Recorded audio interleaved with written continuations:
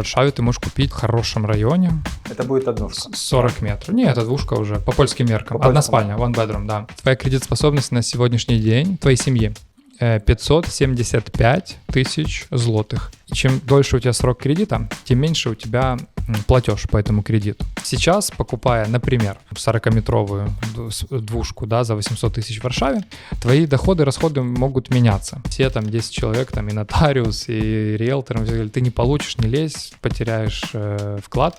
Но наш же кредитный консультант сказал, что все получится. Бесплатно посчитаем кредитоспособность. Как запороть свою кредитоспособность чуть ли не навсегда? В жизни каждого человека покупка квартиры – это разовое, может быть, двухразовое событие, да, в его жизни. И я знаю, что в Америке есть даже обучающие курсы, которые помогают принимать решение, покупать ли квартиру в кредит или нет. Так вот, сегодня в этом видео я хочу фундаментально разобрать, да, ответ на вопрос, сколько стоит кредит в Польше, стоит ли его брать и какие есть реально подводные камни.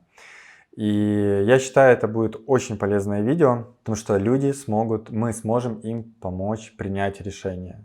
Решение, в которое они, возможно, зайдут в следующие 25 лет. Сколько же нужно зарабатывать, чтобы получить кредит? На какую сумму я смогу получить кредит? И сколько я за него буду платить? Мне кажется, это один из самых популярных вопросов, которые вам, да, задают тоже. Да, все верно. Еще какие документы я тебе могу сказать, чтобы получить кредит? И как запороть свою кредитоспособность чуть ли не навсегда, купив, допустим, вилку с ложкой? Продано. Есть классный кейс. Давай так, начнем с того, чтобы получить кредит, ипотечный кредит в Польше. Тебе достаточно иметь временный или постоянный побыт, карту побыта, минимум на 7 месяцев, желательно хотя бы на год, чтобы ее срок годности был, и официальный легальный доход. То есть ты можешь работать на работе, можешь работать на себя, можешь выплачивать себе зарплату со своей же фирмы. Но если это фирма, то хотя бы год, а если это ты работаешь на кого-то, то хотя бы полгода. Даже больше тебе скажу, можно работать в иностранной фирме, можно работать даже за границей, но получать доход на счет в польском банке. И этого будет достаточно, чтобы иметь возможность взять кредит на любую недвижимость в Польше, жилую в нашем кейсе. Шикарно. Пока звучит все хорошо. Да, пока на самом деле все просто. Сложность заключается в том, что у банка есть определенные требования к тебе, как к держателю этого кредита. В зависимости от нескольких факторов, банк тебе может дать, например, не всю сумму, которая тебе положена или про которую ты просишь, а всего лишь часть. Факторы самые основные, это, например, когда ты покупаешь недвижимость, которая намного дешевле или намного дороже рынка. По какой-то причине. А банк это верифицирует? Обязательно. То есть их какая-то там служба безопасности верифицирует адекватность? Какой-то rzeczoznawca, по-русски это оценщик, да, он выезжает на объект, обязательно составляет протокол и дает свою оценку этой стоимости, стоимости недвижимости. Есть момент, когда ты просто чуть-чуть старше, чем среднестатистический держатель кредита, например, ты 50+. Ты уже в какой-то там зоне риска определенный. Поэтому у тебя будут или намного больше дополнительных страховок, что просто удорожит, или кредит тебе дадут не на 30 лет, а на 20 или 15 или 10, вот что-то такое, да?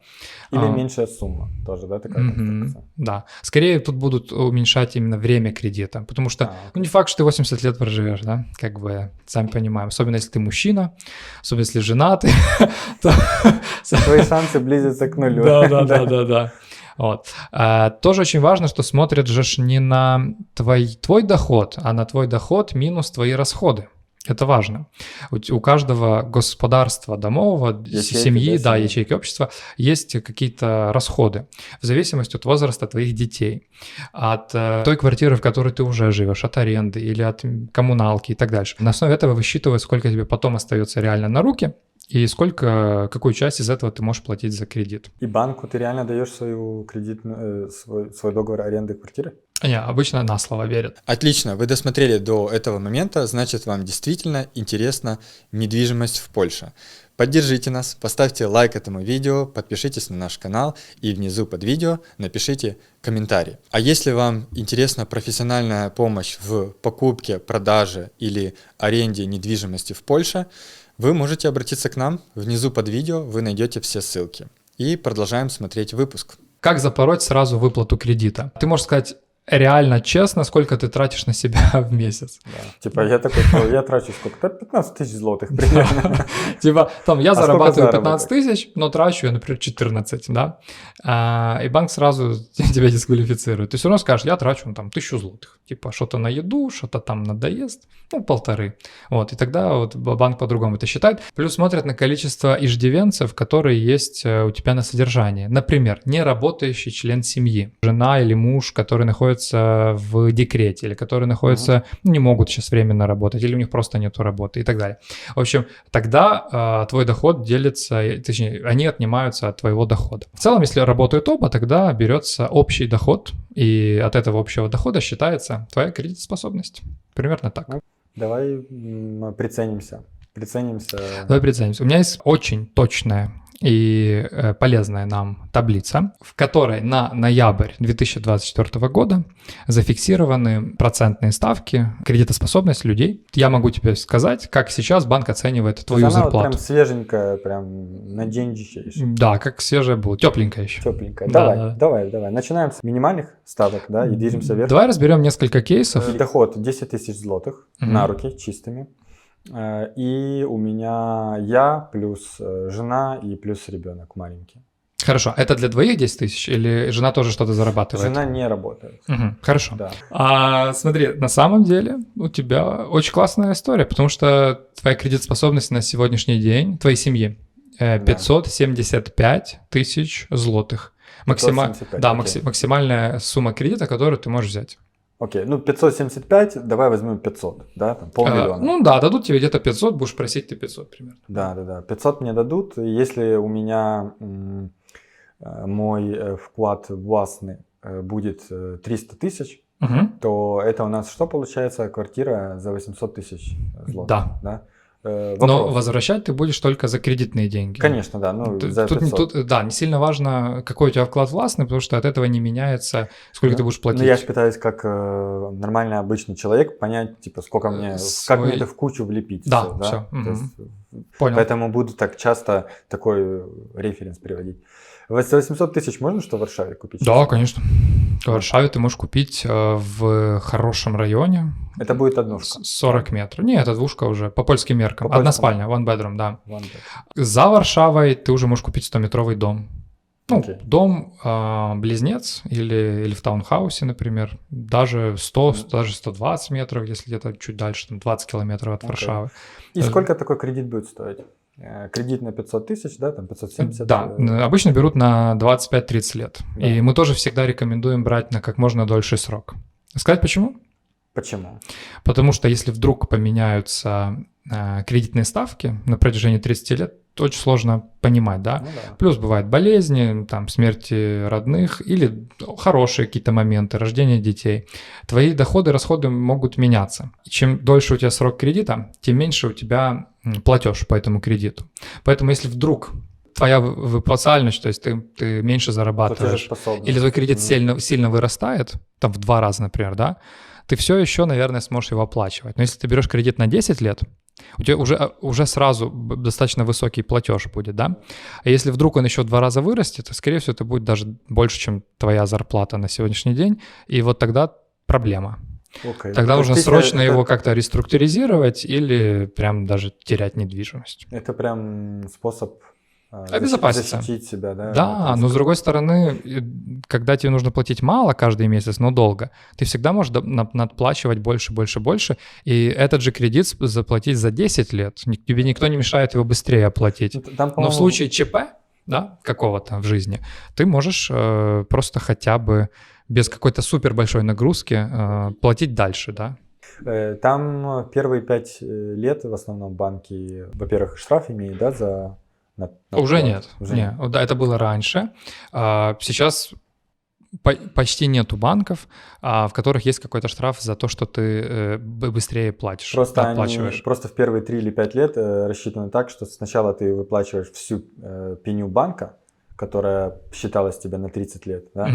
А потом платишь... Смотри, это отменили, то есть просто это на законодательном уровне просто уже отменили, там какие-то там последние кредиты. Я тебе не скажу. Возможно, Ну, даже, нет, типа, мне важно возможно, понять, даже это- не на законодательном уровне. Из того, что знаю, сейчас там 1 или 2 банка всего лишь из 40, в которых можно получить кредит, у них остался еще вот этот штраф. И этот штраф, это небольшой штраф, это что-то типа тебе увеличат на 1% месячный платеж, там на $100-200. Окей, то есть, другими словами, я могу взять кредит на 30 лет, мне его размажут, эту рату, да, всю, на 30 лет, и если у меня будет такая возможность, то в следующие 4 года я могу его выплатить раньше, Да. И у меня не будет штрафов каких-то, еще каких-то Да, проблем. в большинстве банков ничего такого не будет, и ты таким образом уменьшаешь тело кредита, выплачивая, да, потому что ты же не платишь, когда ты там надплачиваешь, все деньги, которые надплачиваешь, это не тело кредита плюс процент, просто дурной, ненужный, это именно все идет в тело кредита. Мгм. И благодаря этому твой месячный платеж на протяжении там всех 30 лет чуть-чуть уменьшается, Окей. чуть уменьшается. А я думал, Или, хорошо. или сокращается количество платежей. Вот я И только хотел спросить. ты выбираешь в банке или так, и нужно посчитать, потому что иногда одно выгоднее, иногда второе. Отвечаю уже на твой вопрос издалека, очень издалека. При кредите на 30 лет Да. на 500 тысяч злотых твой месячный платеж составит 3700. Мгм. С текущей ставкой 7,5% за кредит, Да, которая да. есть вот сейчас на рынке Да. в ноябре 2024 года. То есть она может меняться. Если текущая ставка будет понижаться, то и условно. месячный платеж понизится. Я правильно понимаю, если она через 5 лет уменьшится в 2 раза, то я буду платить не 3,5, а 3,5 разделить на 2. Примерно. Почти. Там немножко по-другому считается, потому что там будет плавающая плюс маржа банка. Если грубо прям, то да. Ну, то есть я буду платить условно там 2500 злотых. Да. Шикардосно. Шикардосно, учитывая стоимость аренды. Это точно будет выгоднее. Да. Сейчас, покупая, например, 40-метровую двушку, да, за 800 тысяч в Варшаве, за такую квартиру, наверное, ты бы платил те же 4-4,5 тысяч злотых в аренде, да, то есть плюс-минус это те же деньги, может там пару злотых экономии будет, но учитывая то, что ты еще 300 вложил своих, да, в эту квартиру. Насколько это выгодно или нет, если ты знаешь, где заинвестировать 300 тысяч, и они тебе дадут больше, чем 4000 злотых ежемесячно, да, чтобы выгодно было еще и заработать и за аренду платить, тогда, наверное, есть смысл туда инвестировать. Но мы же понимаем, что большинство людей — это люди, которые хотят жить спокойную, нормальную жизнь, а не каждый день думать, куда бы эти активы выводить, заводить и так далее, чтобы они работали. Да, ну это факт, 95, наверное, процентов людей в мире это люди, которые работают по найму, и у них другой формат жизни, допустим, в отличие там, от меня и от тебя, да, скорее всего.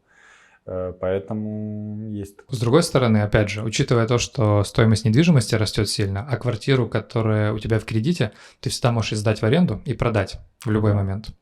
Да. И выйти из кредита. И выйти из кредита, конечно. Учитывая это что же можно расценивать как условную инвестицию или бизнес, потому что рост цены там условных там средних 10%, где-то 15% в год за последние года, как показывало. Плюс сдача в аренду, иногда это может быть выгоднее, чем даже свой бизнес вести, потому что 15-20% не каждый бизнес в Европе дает прибыльности. Если ты не занимаешься строительством в Польше, где у тебя заработок 30%. Ну да. Что мы то есть условная кофейня, которую ты откроешь за 300 тысяч злотых, не факт, что даст тебе 20% или 15% даже на выхлопе. Потому что ты знаешь многих, кто там еле-еле себе на зарплату зарабатывает, потому что вот так это работает в Европе. Окей. Итого подрезюмируем. 10 тысяч злотых мой доход чистыми. Я плюс неработающая жена и плюс маленький ребенок. Мой кредит будет, мне дадут его примерно на 500 000 злотых. Со ставкой 7,5% я буду платить 3500 злотых. 3700. 3700 на 25 лет. Да? 30 лет. На 30 лет. Да. Продано. Давай еще одного посчитаем. Давай. Итак, следующий наш человек – это семейный парень. Но ситуация такая, что у него работающая жена, и их общий совокупный доход 12 тысяч злотых, и вот он на двоих там разделен, и детей нету. И детей нету. Хорошо. Молодая пара, до 30 лет. Да, в таком случае наша табличка нам показывает, что кредитоспособность нашей молодой пары 776 тысяч злотых на сегодняшний день. 776 тысяч? Да. И какая будет месячная рата? 5300. Окей. 5300 и 776 тысяч злотых. 770, то есть условно 700 тысяч Да, дадут. да.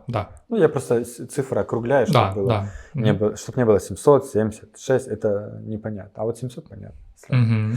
Окей, 700 тысяч и рата у нас 5300, да? Да. в месяц? При 700 тысяч рата 5100 будет. Мгм. Смотрите, как интересно. Мы минусанули ребенка, и мы добавили плюс 2000 к зарплате. Ну, почти И на... на двоих. Влияет ли то, что на двоих или нет? То, что Да. у них один зарабатывает 6 тысяч, и второй зарабатывает 6. Не, пока влияет. нет, пока нет, да. Пока нет. Хорошо. Берем, понизим планочку, возьмем 6 тысяч злотых чистыми на руки, один работающий взрослый человек, там, мужчина или женщина. Мгм. Хорошо. При 6000 злотых один человек может взять, или так, рассчитывать на 388 тысяч злотых кредита. 388, ну там Мгм. условно 350 тысяч злотых при ЗПшке в 6 тысяч злотых на руки. Да. И при при таком кредите в 350 тысяч ты бы платил за кредит 2500 злотых. 2500 злотых, окей. Что в целом выглядит как своя квартира, Да, без супер большой нагрузки. Но тут единственный вариант у такого человека купить квартиру свою. Мы берем тяжелый кейс, это Варшаву, да, ему нужно, тяжелый люкс берем, ему нужно докинуть 500 000 от себя, чтобы Мгм. он купил за 800 тысяч однушку. Но хорошая новость, то, что его рата будет 2500, Да, 2500 всего и лишь. его в месяц рата будет 2500. С другой стороны, сложно купить такую недвижимость, если твой вклад всего лишь 20% в Варшаве, да. То есть в любом случае тогда нужно уходить в Вроцлав, Познань, вот в такие города, Да. в Катовице, там Окей. хорошо. Окей, так понятно. Мгм. Давай возьмем семью побольше Давай какой-то сложный кейс. и доходы побольше. Да, знаешь, есть у нас рекомендация людям, которые тяжко работают и у которых не супер большая зарплата. Это рекомендация, после которой с нами прекращают клиенты общаться. Давай. Она заключается в том, что найдите более высокооплачиваемую работу. И я знаю, что это то, после чего в меня могут полететь гнилые помидоры. Да.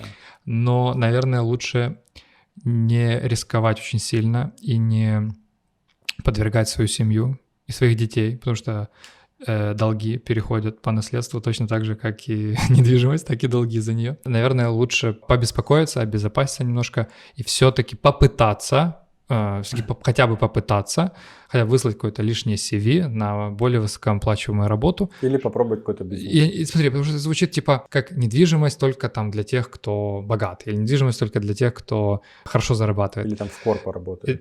Я не говорю про то, что вы недостойны, если вы мало зарабатываете. Это важно понимать. Я говорю, что лучше вам так сильно не рисковать, потому Да. что все равно это обязательство на, скорее всего, больше, чем 1 000 000 злотых. Если Да. у тебя большая семья, и ты Большая, ты имеешь в виду 2 ребенка? ну, допустим? 2 плюс, там, 3 2 ребенка, да, и вы с женой сложно работаете, тяжко, но дети, у меня 2 детей, дети дорогие, дети ни хрена не дешевые, они прям везде в каждом моменте дорогие. Если вот ты прям там за последний живешь, да, и как-то вы там накопили, или там где-то родители помогли с первым взносом, может быть, еще не надо, может быть, все-таки повремени, найди хотя бы второй альтернативный источник дохода, Мгм. потому что 1 месяц ты не выходишь на работу по какой-то причине, и вам И вот взрослый человек должен это понимать. Да. Поэтому если ты прям на тоненького из последних сил, лучше не надо. Либо иметь хороший вклад властный, да? То есть какую-то сумму, Ну да, чтобы твой кредит условно тебе обходился там в 2000 злотых. в 25% от всего дохода семьи. Да. Тогда окей. Если это 50% и выше, это может быть проблемой. Это Один из вас вылетает, не знаю, болезнь, еще что-то. Увольнение в том числе, какая-то реструктуризация в компании, и все. И у тебя прям очень серьезные проблемы. Или Да. вы просто не доедаете с детьми, или вы не доплачиваете в банке. Это важный комментарий. Скажи, пожалуйста, учитывается ли 800 плюс кредитная история? Как доход? Нет, не учитывается. Не У нас есть кейс, где женщина, ну, семья, получила... Вообще так прикольно, потому что он предприниматель, и в целом не бедный, но не в Польше. То есть его доход в других странах не учитывается вообще. Кредитоспособность только на нее. Она в декретном отпуске. Примерно так это выглядит. Польская компания. Да, да. И она уже там больше, чем полгода получала на тот момент выплаты. Вот это учитывалось как ее доход, и она получила кредит. На основе вот этих плюс 800 Да. злотых, 800 плюс. Не 800 злотых, это у нее декретные, это декретные. 80% от ее зарплаты. От ее зарплаты. Да, и она получила кредит, несмотря на то, что у нее нету зарплаты. Не, у нее был договор с работодателем, но не было зарплаты. Это были выплаты от государства, понимаешь? И банк это посчитал как доход на самом деле. Окей. Потому что мы все были уверены, кроме нашего кредитного консультанта, но все там 10 человек, там и нотариус, и риэлтор, все говорили, ты не получишь, не лезь, потеряешь вклад. Но наш же кредитный консультант сказал, что все получится. Хотя мы ему не до конца не верили. Ну, типа, мы держали кулачки, что все получилось, но, ну, типа, как это? Это же не зарплата. Она доверилась, она рискнула, и она получила кредит, и все очень круто закончилось. Поэтому сейчас мы поменяли свое мнение. Мы точно теперь не комментируем работу других людей. Там, где мы не профессионалы. Да, то есть свое мнение мы держим при себе. И, с другой стороны, мы точно знаем, что при таких выплатах, как страховые выплаты, на самом деле, да, то есть при них ты можешь получить ипотечный кредит. Давай возьмем кейс какой-то побольше с доходом, возьмем 15 тысяч злотых на домохозяйство, и муж, жена и 2 детей, и 15 тысяч злотых на руки. 770 тысяч. О, как интересно. Да. Доход у нас было в 12 тысяч, сейчас такая же сумма. Плюс ребенок. Да, ребенок нам просто... 3 тысячи съел 3 тысячи. в месяц. Получается, ребенок 3 тысячи. Сколько у тебя на ребенка уходит в месяц? Так же и уходит примерно? Я не перестал считать. Ты перестал? Не в том плане, что типа, я вообще не жалею. В плане, все, что ему нужно, он получает. Но в целом... Мне кажется, что каждый месяц просто больше и больше и больше. Окей. Я думаю, смотри, так брать... Если прям прикинуть, до пару тысяч хороших точно уходит. Садик, там какие-то я бы сказал памперсы. Даже памперсы. Памперсы. Памперсы, блин, это на 2 детей где-то там до 1000 злотых в месяц только на памперсы. Да. Я не знаю, это много или мало, но я считаю, что это просто... Посрать сходить за 1000 злотых в месяц, это же, так себе, на самом деле, удовольствие. Это же просто вот ты выбрасываешь, ты просираешь деньги, понимаешь? Это 1000 злотых. Типа, продукты, понятно, мы себе покупаем продукты и детям покупаем. То есть это, знаешь, экономно очень, я вам дам лайфхак, когда жена кормит грудью. Корми жену. Боже, мне будет стыдно за этот подкаст. Смотри, на самом деле это как с ремонтом, где у тебя бюджет на них не ограничен. То есть в целом все, что ты зарабатываешь, ты можешь отдавать детям, и тебе все равно будет на что-то не хватать. То есть я понимаю, что она ходит в хороший садик, но есть еще, наверное, лучше, еще дороже. Да. Она кушает классные продукты, но есть, наверное, еще экологичнее, чем те, что она кушает. 100%. В плане, в этом плане как бы на ребенка уходит ровно все, что может на него уйти. Да. Я думаю, где-то адекватный средний чек на ребенка в Варшаве на одного ребенка это 2-3 тысячи злотых. Это хороший уровень, где ты ему оплачиваешь платный садик негосударственный, где садик там будет стоить 1000 злотых в месяц. Да, садик стоит дороже, чем 1000 злотых. Садик нормально от 2000 начинается. Серьезно? Это нормальный, где на детей не орут и не бьют палками, да, где они на гвоздях не где стоят. Воспитатели улыбаются. Вот это. Не, на самом деле я утрирую. Так, ладно, я, получается, тут, потому что, получается, я вообще не на своей территории. Смотри, 2000 плюс 1000 это только садики, памперсы. Не, 1000 баксов. 1000 евро уйдет, потому что ребенку ж нужно как-то развиваться. То есть я не считаю игрушки. Там игрушки, одежда — это то, что просто должно быть, и постоянно новое, потому что ребенок вырастает из игрушек и из одежды. Я говорю про то, что там ребенку полезно ходить, куда-то выезжать, смотреть мир, да? В целом даже вокруг Варшавы. То есть просто это развивает когнитивные способности и умственный интеллект ребенка. Ребенку полезно в какие-то игровые сады ходить, какие-то а-ля кружки.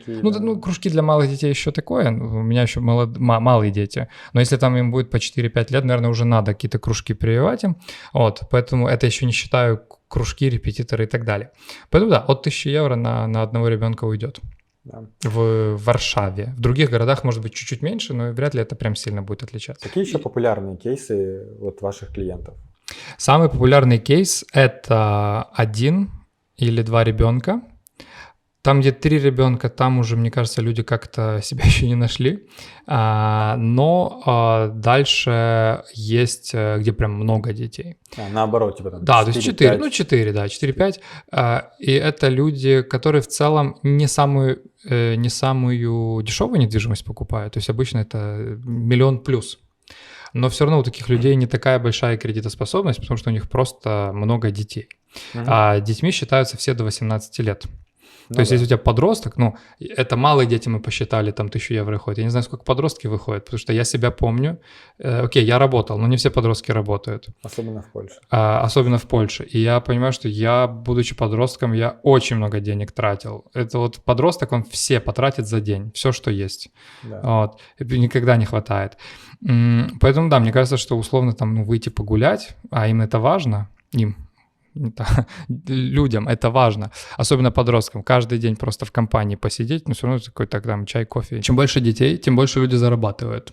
Есть такая корреляция, что даже если у тебя там много детей, ты плохо выглядишь, как самый последний трудяга, замученный жизнью, вот такой вот, все равно как бы доход у этих людей высокий. Есть такая штука, чем больше у тебя детей, тем как-то то ли мир тебе дает больше денег, то ли ты сам начинаешь больше требовать от мира.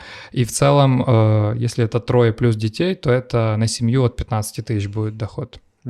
Вот. Если мы говорим про самый такой кейс, да, 750 тысяч злотых твоя кредитоспособность, но ты должен понимать, что для 3 детей это минимум 3 спальни, а еще если ты хочешь с женой уединиться, то это 4-я спальня. Да, окей, самый старший, давай скоро в универ, там в общагу, минус. Но окей, это минимум 3 спальни. В Варшаве минимум 3 спальни, это минимум 1 миллион в не самом новом доме. Или очень далеко. Это самый отдаленный район, типа Биоленки. Все равно это 1 200 000, 1 300 000, 1 500 000. Вот 50% до 50% вкладу собственного нужно внести при этой сумме. То есть нужно еще поднакопить.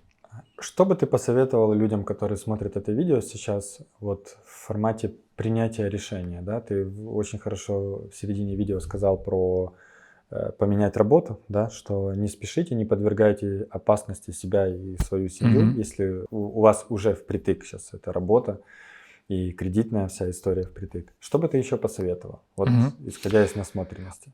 Кредитную способность нужно и готовить. Расскажи, как кредит запороть. Да, и вот это тоже как раз хотел рассказать еще в конце. Кредитную способность нужно готовить. То есть ты можешь прийти в банк, редко так бывает, что вот ты получишь ту сумму, которую ты хочешь. Лучше пообщаться с кредитным консультантом. Лучше пообщаться с кредитным консультантом, который не работает в банке, потому что тот, кто работает в банке, у него каждый день приходит очень много людей с одинаковым вопросом, и когда у тебя условно бесплатные лиды, тебе на них плевать. Поэтому лучше работать с каким-то частником, которому очень сильно зависит на том, чтобы ты получил этот кредит. Потому что, проговори, не зарабатывает. Да, потому что все кредитные консультанты не берут комиссию с покупателя, они берут комиссию с банка, который выплачивает кредит. Им в целом не сильно важно, в каком банке ты возьмешь кредит, потому что эта комиссия от банков, она одинаковая почти для всех. Там разница в несколько сотен злотых. Вот это вообще не принципиально. Но они стараются, чтобы ты получил эту комиссию, этот кредит, потому что от этого зависит их зарплата. Если ты не получишь кредит, они не получат зарплату. Они KPI, да. Не KPI, это просто в целом как бы есть у человека потребность купить себе продуктов. И он очень сильно старается, чтобы ты этот кредит получил. Окей, понял. Я про частников говорю, а не про тех, кто в банке сидит. А те, кто в банке, у них там какая-то ставка и тоже и процент. Но у них из-за того, что очень-очень много приходит людей, они могут не всегда добросовестно обслужить, не всегда правильно посчитать. И самое главное, они же не подскажут тебе, что тебе сделать, Докрутить, Да, что тебе докрутить, чтобы получить этот кредит. Потому что если ты не можешь, придет следующий получит. В целом Окей, плевать понял, на тебя. понял. А когда у тебя этих клиентов меньше, на каждом тебе зависит, ты в каждого вкладываешься, и ты вот такому человеку даешь советы, что сделать, чтобы получить больше, или что сделать, чтобы вообще получить такой кредит. Поэтому, если есть на протяжении года желание, потребность, нужда получить ипотечный кредит, прямо сейчас идите к кредитному консультанту, который вам бесплатно посчитает вашу кредитоспособность. Окей. И если люди оставят нам заявку под видео, то вы сможете как-то интегрировать его? Бесплатно посчитаем кредитоспособность. Да, у нас есть и Супер. польскоязычные, и русскоязычные консультанты с большим опытом, которые с удовольствием это сделают, они частники. Им зависит, чтобы ты получил кредит. Окей, продано, есть. Они тебе скажут, можешь ли ты такой кредит получить или нет. Если не можешь, что нужно сделать, чтобы получить? Если можешь, то скажут сколько. Если тебе не хватает, они скажут, что еще сделать, чтобы хватило. Чтобы... Например, что можно сделать, да, какие есть варианты, кроме как там поменять работу, я не понимаю. Если я прям все расскажу, то мы точно лишим их работы, но с другой стороны, это явно нельзя таить. Очень часто решает проблему или вопрос кредитоспособности брачный договор. Да. Который стоит 2 копейки у нотариуса, который заключается за час. Да. И благодаря этому один из партнеров получает намного больше кредитоспособность, потому что у него нет иждивенца на содержание. То есть работает договор заключается в такой конструкции, что типа я тебя как жену, ты моя жена условно, да, но я тебя что при этом не содержу. В стандартном браке, да, у нас все общее. Доход общий, расходы общие и так далее. А это как бы сепарирует. Сепарирует. У меня есть мой доход, мои расходы, а ты как-то выживай.